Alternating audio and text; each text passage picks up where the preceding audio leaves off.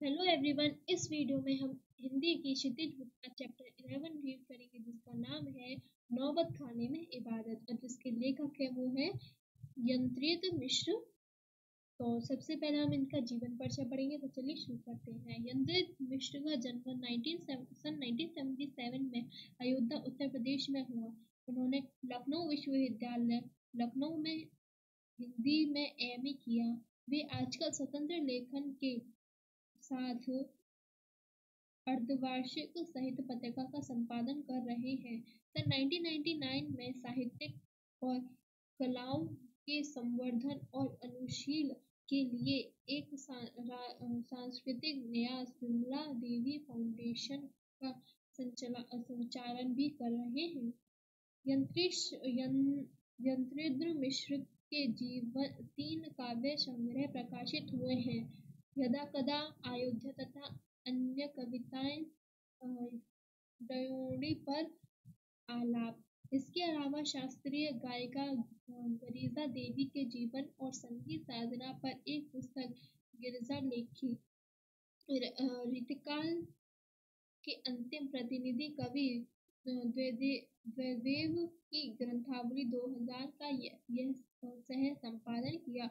पवन नारायण पर केंद्रित 2 पुस्तकों के अलावा स्पिक मैक के लिए विरासत 2021 के कार्यक्रम के लिए रूमकर कलाओं पर केंद्रित हाथी का संपादन भी किया। युवा रचनाकार यंत्रेंद्र मिश्र को भारत भूषण अग्रवाल कविता सम्मान, हेमंत स्मृति कविता पुरस्कार, ऋतुराज सम्मान आदि कई पुरस्कार प्राप्त हुए।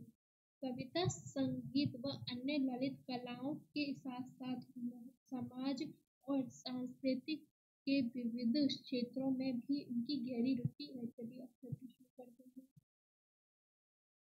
सन 1916 से 1922 के आसपास की कोशी पंचगंगा घाट स्थित बालाजी मंदिर की डोडी का नौबत खाना और नौबत खाने से निकलने वाली मंगल बनी। अमीरुद्दीन अभी सिर्फ 6 साल का है और बड़ा भाई शम्मुद्दीन 9 साल का। अमरुद्दीन को पता नहीं है कि राख किस चिड़िया को कहते हैं। और ये लोग हैं मामजान वगैरह, जो बात बात पर भीम पलासी और मुल्तानी कहते रहते हैं। क्या वाज़ेह मतलब हो सकता है इन शब्दों का? इस लिहाज से अभी उम्र नहीं है अमीरुद्दीन की जान सके। इन बारी शब्दों का वजन कितना है, गोए कितना जरूरी है कि अमरुद्दीन के व समुद्दीन के मामद सादिक हुसैन तथा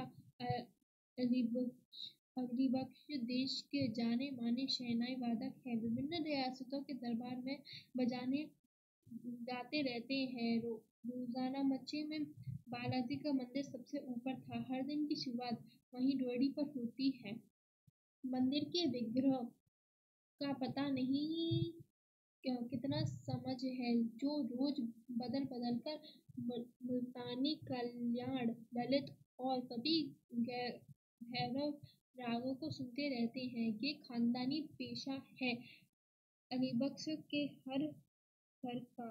उनके अब्बाजान भी यही डोडी पर शहनाई बजाते रहते थे। अमरुद्दीन का जन्म डुमराव बिहार के उस संगीत प्रेमी परिवार से है। 5-6 वर्ष डुमराव में बिताकर वह नाना के घर ननिहाल काशी में आ गया। डुमराव का इतिहास में कोई स्थान हो ऐसा नहीं लगा कभी, पर यह जरूर है कि शहनाई और डुमराव एक दूसरे के लिए उपयोगी है। शहनाई बजाने के लिए रीड का प्रयोग होता है। रीड अंदर से पोली होती है जिससे सारे शहनाई को फूंका जाता है। रीड नरकट से बनाई जाती है, जो डुमराव के मुख्यतः सोन नदी के किनारे पर पाई जाती है। इतनी ही महत्ता है इस समय डुमराव की, जिसके कारण शहनाई जैसा बाज बजता है। फिर अमरुद्दीन, जो हम सबके प्रिय हैं, अपने उस्ताद बिस्मिल्लाह खां साहब हैं। उनका जन्म स्थान भी डुमराव ही है। इनके परदादा उस्ताद सलार हुसैन खां डुमराव निवासी थे। बिस्मिल्लाह खां उस्ताद पैगंबरबख्श खां और मिठन के छोटे साहबजादे हैं। अमरुद्दीन की उम्र अभी 14 साल है। महसल बिस्मिल्लाह खां की उम्र अभी 14 साल है। वह काशी है, वही पुराना बालाजी का मंदिर, जहाँ बिस्मिल्लाह खां को नौबत खां रियाज के लिए जाना पड़ता है, मगर एक रास्ता है बालाजी मंदिर तक जाने का।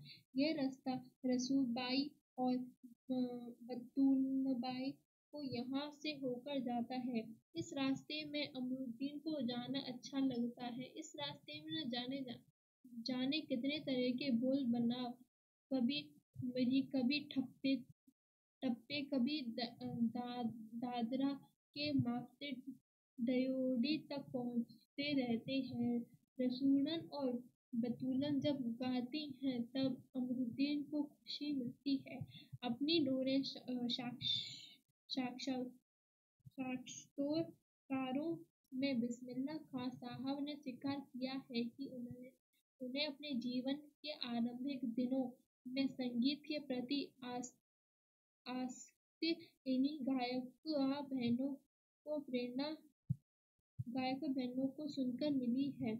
इस प्रकार से उनकी बदूर उम्र में अनुभव की स्लेट पर संगीत प्रेरणा की वरमाला रसूल बनाई और बतूल बनाई से ने उकेरी है। वैदिक इतिहास में शहनाई का कोई उल्लेख नहीं मिलता।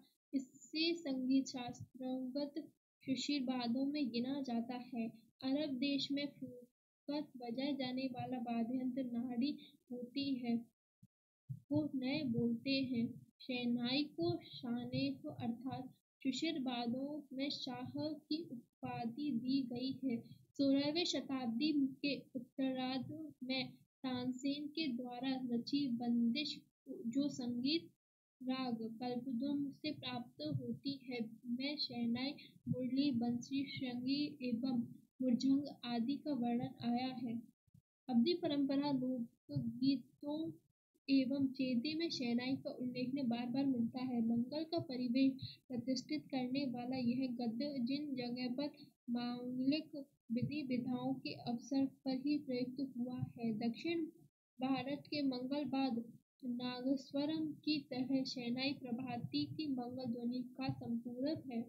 शहनाई के इस मंगल ध्वनि के नायक बिस्मिल्लाह खां साहब 80 बरस से सुर नाग रहे हैं। सच्चे सुर की नेमत 80 बरस की 5 वक्त वाली नमाज इसी सुर को पाने की प्रार्थना में खर्च हो जाते हैं। लाखों सजदे इसी तक सच्चे सुर की इबादत में खुद को आगे झुकाते हैं। वे नवाब के बाद सजदे में गिड़गिड़ाते हैं, मेरे मालिक एक सुर बख्श दे। सुर में वह तासीर पैदा कर कि आंखों में सच्चे मोती की तरह अनगढ़ आंसू निकल आए। उनको यकीन है कभी खुदा यूं ही उन पर मेहरबान होगा और अपनी झोली से सुर का फल निकालकर उनकी ओर उछालेगा। फिर कहेगा, ले आ अमरुद्दीन, इनको खा ले और कर ले अपनी मुराद पूरी। अपने वहापों से बचने के लिए हम स्वयं किसी शरण, किसी गुफा को खोजते हैं, जहाँ अपनी दुर्बलताओं को छोड़ सके और वहां से फिर अपने लिए एक नया तिलस्म गढ़ सके। हिरन अपनी ही महक से परेशान पूरे जंगल में उस वरदान को खोजता है जिसकी गरम उसी में समाई है। 80 बरस से बिस्मिल्लाह खां यही सोचता आए हैं कि सातों सुरों को बरतने की तमीज उन्हें सलीख के अभी तक क्यों नहीं आई। बिस्मिल्लाह खां और शहनाई के साथ जिस एक मुस्लिम पर्व का नाम जुड़ा हुआ है वह मुहर्रम है। मुहर्रम का महीना वह होता है जिसमें शिहा मुसलमान हजरत इमाम हुसैन एवं उनके कुछ वंशजों के प्रति हजारदारी मानते हैं। पूरे 10 दिनों का शोक। वे बताते हैं कि उनके खानदान का कोई व्यक्ति मुहर्रम के दिनों में न तो शहनाई बजाता है, न ही किसी संगीत के कार्यक्रम में शिरकत ही करता है। 8वीं तारीख के लिए खास महत्व की है। इस दिन खां साहब खड़े होकर शहनाई बजाते हैं। वह दालमंडी में फातिमा के करीब 8 किलोमीटर की दूरी तक पैदल होते हैं। नौहा बजाते जाते हैं। इस दिन कोई राग नहीं बजाता। रागिनियों की अदायगी का निषेध है इस दिन। उनकी आंखें उनकी आंखें इमाम हुसैन और उनके परिवार के लोगों की शहादत से नम रहती हैं। अजादारी होती है। हजारों आंखें नम। 1000 बरसों की परंपरा पुनरावर्तित मुहर्रम संपन्न होता है। एक बड़े कलाकार का सहज मानवीय रूप ऐसे अवसर पर आसानी से दिख जाता है।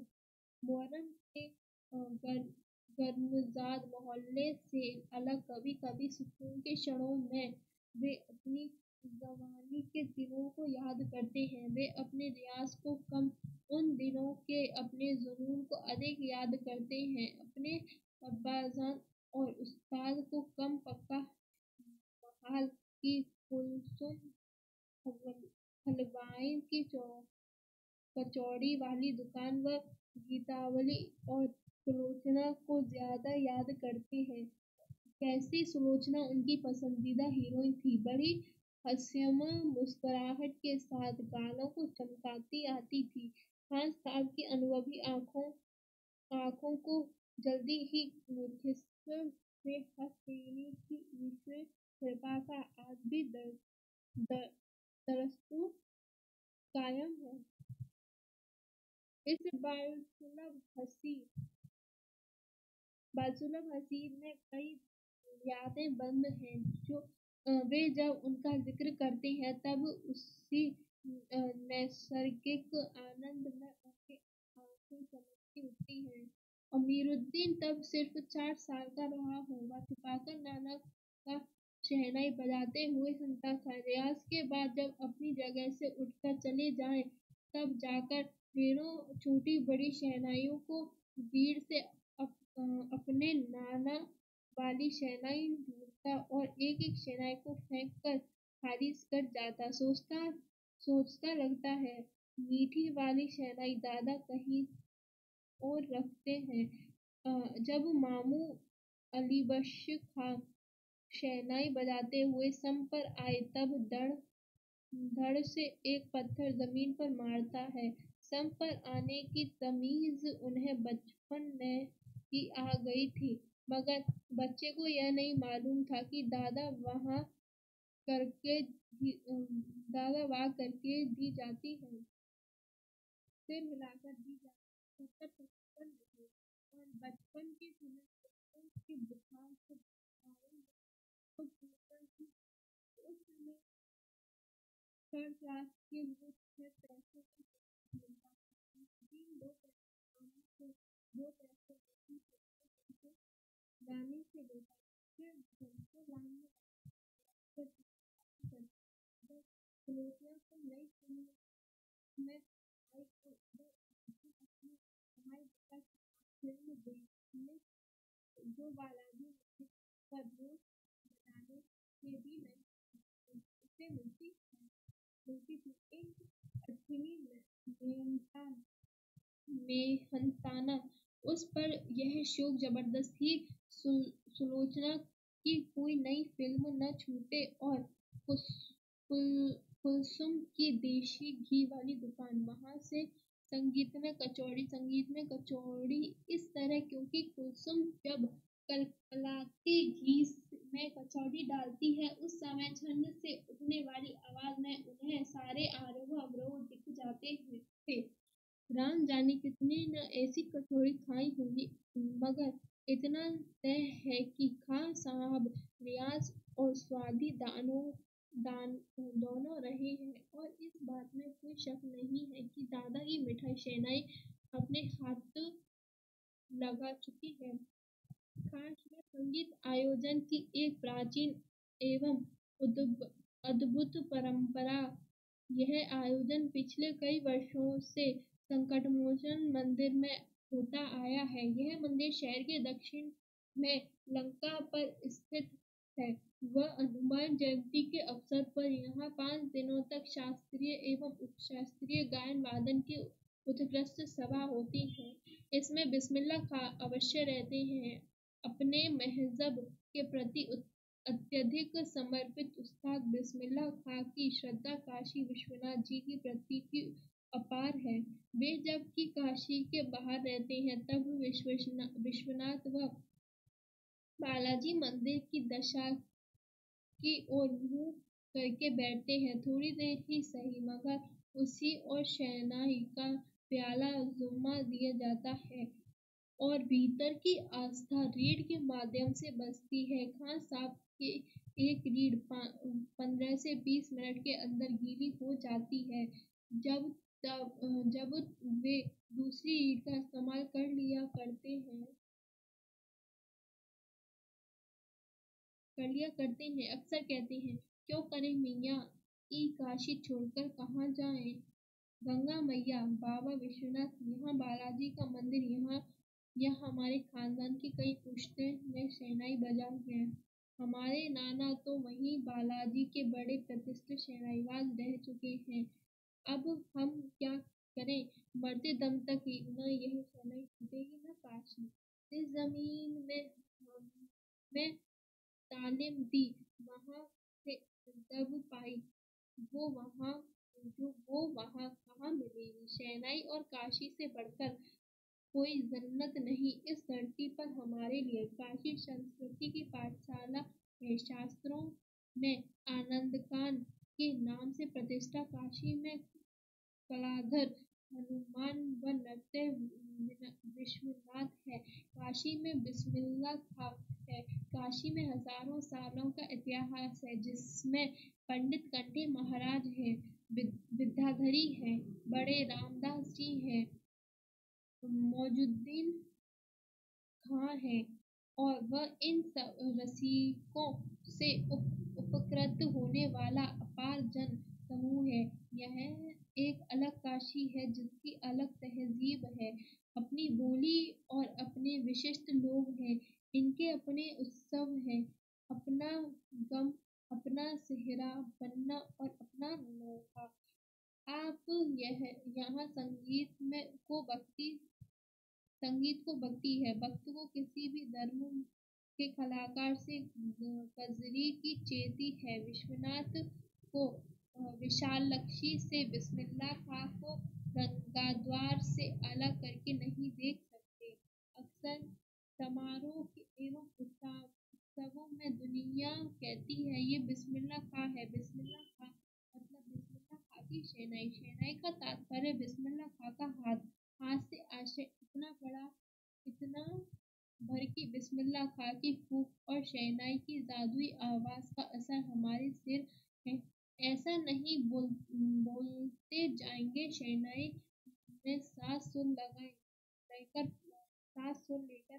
कर पड़े। शहनाई व परवरदिगार गंगा मैया उस्ताद की नसीहत लेकर उतर पड़े। दुनिया कहती सुबहान अल्लाह, 30 पर बिस्मिल्लाह खां कहते हैं। अल्हम्दुलिल्लाह छोटी छोटी उपज से मिलकर एक बड़ा आकार बनता है। शहनाई का करतब शुरू होने लगता है। बिस्मिल्लाह खां का संसार सुरीला होना शुरू हुआ। भूख में अजान की तासीर उतरती चली गई आई। देखते देखते शहनाई 1.5 शतक के आज साज से 2 शतक का साज बन साजों की कतार में सरताज हो गई। अमरुद्दीन की शहनाई गूंज उठी। उस फकीर की दुआ लगी जिसने अमरुद्दीन से कहा था, बजा बजा। किसी दिन एक शिष्य न डरते डरते खां साहब को टोका, बाबा आप यह क्या करते हैं? इतना प्रतिष्ठित है काफी।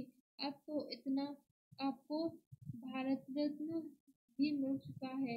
यह फटी तहमद न पहना करें, अच्छा नहीं लगता। अब भी कोई आता है तो आपकी फटी तहमद से सबसे मिलते हैं। खास साहब मुस्कुराए, लाड से भड़कर बोले, तद पगली है भारत रत्न हमको शहनाई पे मिला है, उंगलियां पे नहीं। तुम लोगों की तरह बनाव सिंगार देखते रहते हो तो उम्र ही बीत जाती।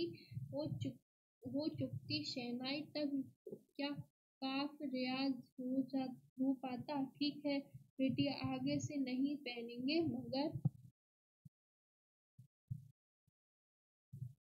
मगर इतना बताए देते हैं कि मालिक से यही दुआ है। फटा सुर न बशके लुंगियों का क्या है, आज फटी है तो कल सी जाएगी। सन 2000 की बात है। पक्का मोहल्ला विश्वनाथ से लगा अधिकतम 2000 की बात है। पक्का मोहल्ला से मलाई बर्फ बेचने वाला जा चुका था। खां साहब को उसकी कमी खटकती है। अब देशी घी की वह बात कहाँ और कहाँ वह कचौड़ी जलेबी। खां साहब को बड़ी शिद्दत से कमी खिलती है।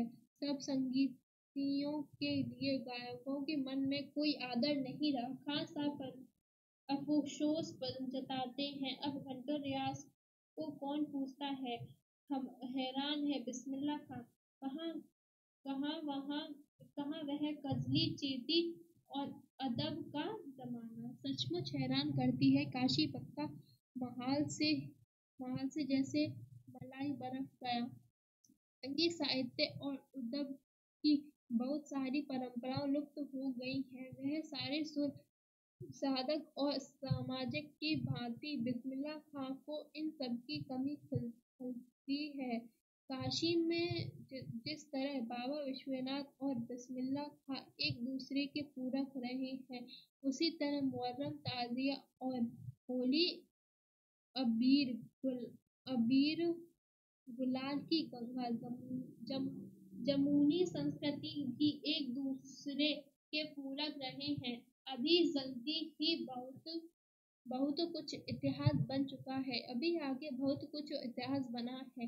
फिर भी कुछ बचा है जो सिर्फ काशी में है।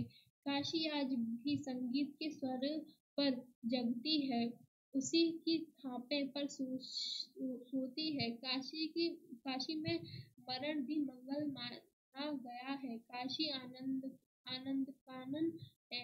सबसे बड़ी बात यह है कि काशी के पास उस्ताद बिस्मिल्लाह खां जैसे लय और सुर की तमीज सीखने वाला नायब हीरा रहा है, जो हमेशा से दो कामों को एक होने वापस में बैठने के साथ से लेकर इस देश के ढेरों उपाधियों के अनुचित व संगीत नाटक कदम जैसे बातों की अपनी प्रतिष्ठा यात्रा के लिए आज लिखने का संगीत को मैंने 90 वर्ष की बड़ी आदि की दर्शकों की आर्थिक सुधार से विदा हुए खास बड़ी देर में पूरे उसी वर्ष दोनों के बीच संपूर्णता व सीखने की